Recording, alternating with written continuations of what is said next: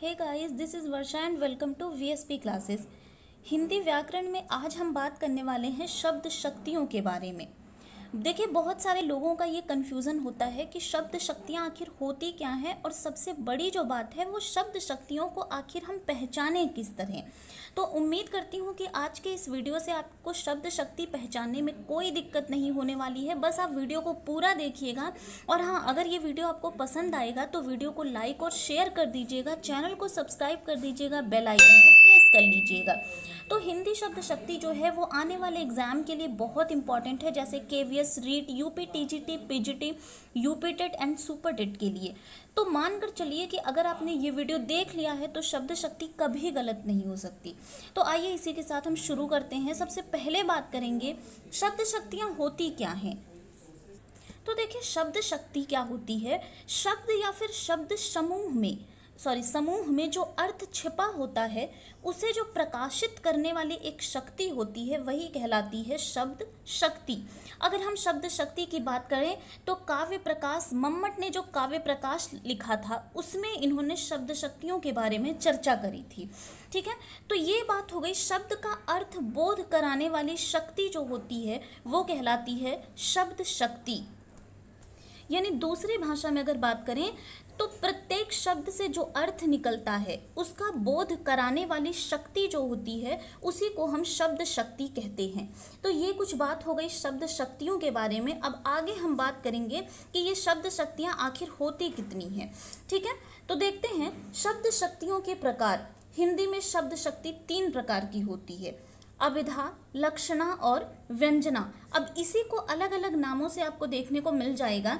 इसी को हम क्या कह देते हैं, वाचक, लक्षक, ठीक है, और व्यंजक। यानी वाच्यार्थ पर आधारित शब्द शक्ति को अभिधा कहेंगे और लक्ष्यार्थ पर आधारित शब्द शक्ति को लक्षणा कहेंगे, जबकि व्यंग्यार्थ पर आधारित शब्द शक्ति को व्यंजना कहेंगे।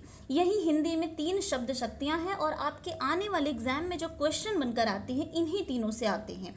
तो हम एक एक करके समझेंगे कि अभिधा क्या होती है, लक्षणा क्या होती है और व्यंजना क्या होती है। तो सबसे पहले हम बात करेंगे अभिधा के बारे में। अभिधा क्या होती है, ऐसे वाक्य जिनका साधारण शाब्दिक अर्थ और भाव समान हो तो उसे अभिधा शब्द शक्ति कहते हैं। अब देखिए, होता क्या है अभिधा में कि किसी भी शब्द को सुनकर या पढ़कर ही श्रोता और जो पाठक होता है उसका सबसे सरल और प्रचलित अर्थ जब ग्रहण कर लेता है उसे ही हम अभिधा शब्द शक्ति कहते हैं। यानी कि जिस शक्ति से उसके प्रसिद्धि का बोध होता है वही हमारी अभिधा शब्द शक्ति कहलाती है। ये बहुत ही ईजी होती है, यानी कि फैक्ट जो होता है वो अभिधा होती है। यानी जैसे यहाँ पे बात करी जा रही है कि हिंदी एक भाषा है। ठीक है, जैसे एक और एग्जाम्पल आप ले लीजिए, मोहन पुस्तक पढ़ रहा है। अब इसमें क्या है कि अर्थ ग्रहण करने में आपको किसी प्रकार का अवरोध नहीं हुआ।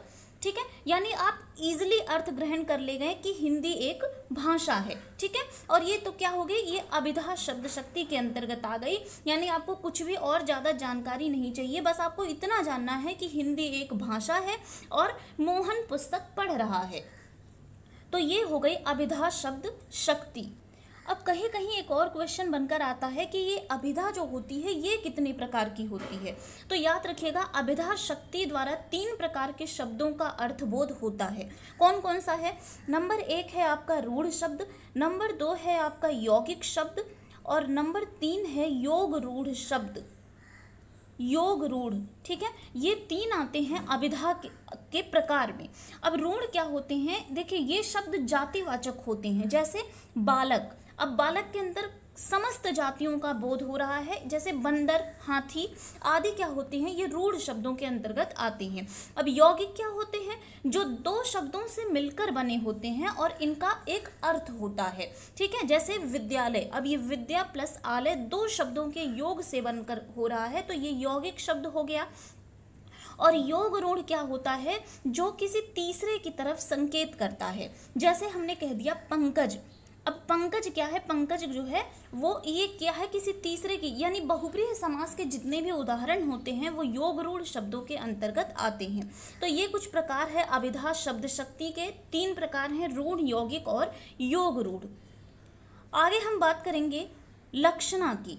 अभी हमने देखा कि अभिधा में क्या है कि डायरेक्ट आप अर्थ को समझ जाएंगे, कोई परेशानी आपको समझने में नहीं होगी।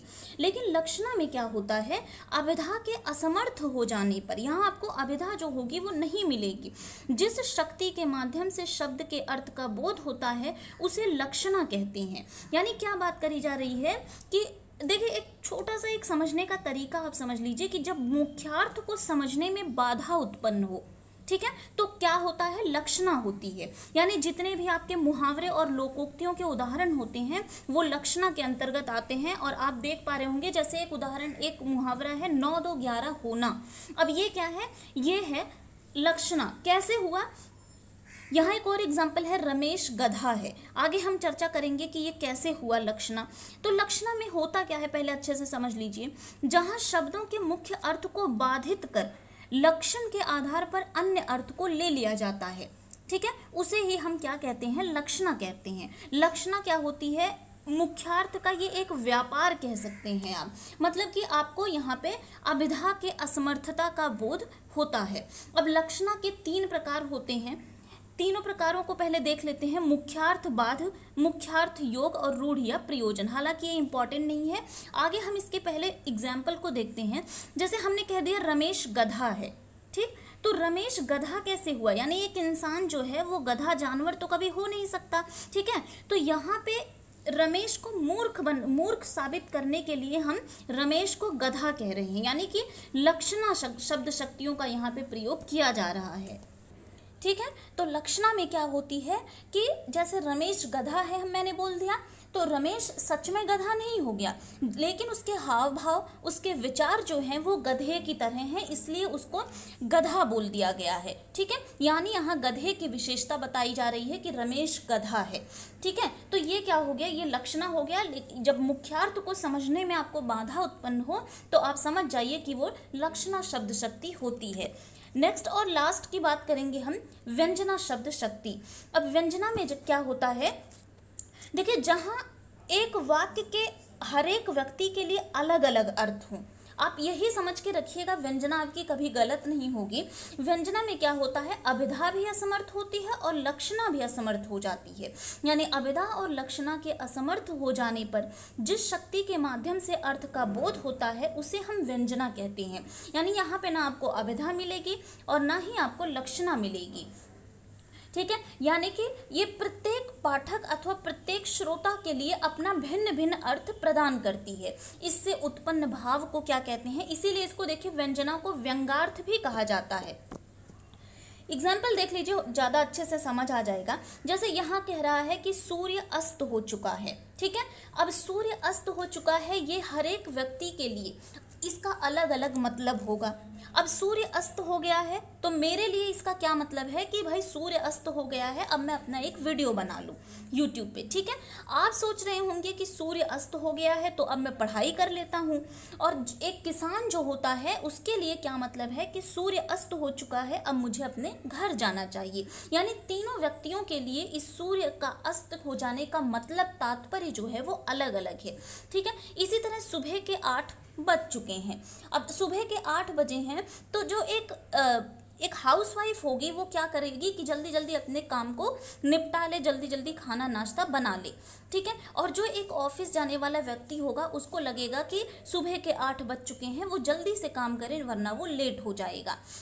एक जो बूढ़ी दादी आपके घर में होंगी वो सुबह 8 बजने के बाद ही वो क्या करेंगी, पूजा पाठ की तैयारियों में लग जाएंगी। यानी कि 3 तरह के लोग जो हैं उनके लिए ये सुबह 8 बज चुके हैं कि का मतलब जो होता है वो अलग अलग होता है, ठीक है। इसे ही हम क्या कहते हैं, व्यंजना कहते हैं।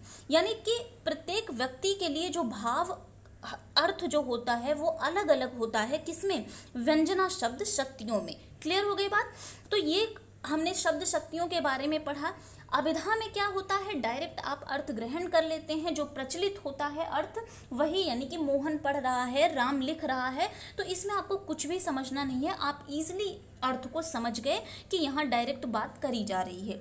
लक्षणा में क्या होता है, जब लक्षणा में क्या होता है, जब मुख्यार्थ को समझने में आपको बाधा उत्पन्न हो जाती है। जैसे क्या, 9 2 11 होना, ठीक है। यानी कि रामू जो है वो, रामू क्या है, शेर है, ठीक है।